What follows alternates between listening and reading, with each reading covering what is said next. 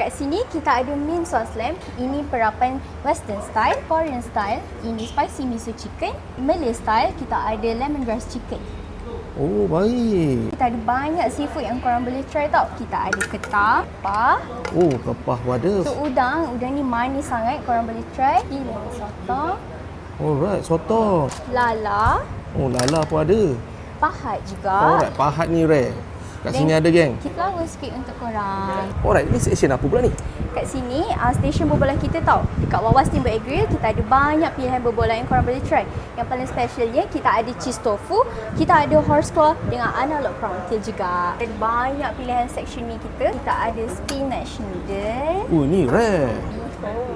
Baby romaine. Alright, ni tak pahit Ya, tak pahit. Boleh je makan macam tu. Atas salad untuk korang. Alright. Lepas tu kita juga ada baby pak choy. Kita ada enoki mushroom. Enoki ni yang viral ni, ada kat sini. Ada jagung tau. Korang boleh Alright. bakar jagung ni. Buah fresh kita ada tembikai susu dengan kita juga ada sedikit anggur. Yang paling special pula, setiap minggu kita ada rojak buah. So untuk minggu ni kita ada buttermilk clam with mantap. Alright, jom kita taruh dia sikit.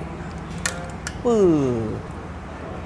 So first korang ambil je sesame dip sauce ni. Okey, ni kita buat Korang sekarang ambil sukiya je sauce macam mana korang nak.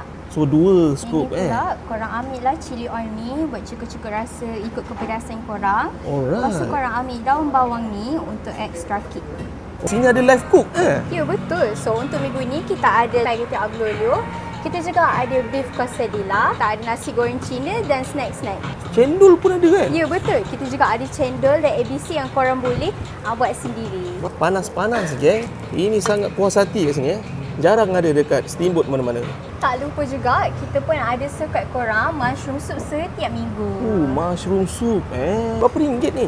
Untuk dewasa RM38 dan kanak-kanak 5-12 tahun RM20 saja. Untuk pilihan kuah pula, kita ada 3 jenis. Kita ada original tom yum, creamy tom yum dengan sup ayam. So, korang-korang nak harga jimat, korang boleh datang waktu happy hour kita tau. Weekdays kita start pada pukul 4. Dan untuk weekend pula, kita start pada pukul 3. Oh, maksudnya kalau happy hour tu apa ringgit? Untuk happy hour dewasa RM30 sahaja dan kanak-kanak 5-12 tahun RM17 sahaja. Dengar-dengar ada special untuk birthday person. Ya betul, Wawa akan belanja birthday special untuk korang tau.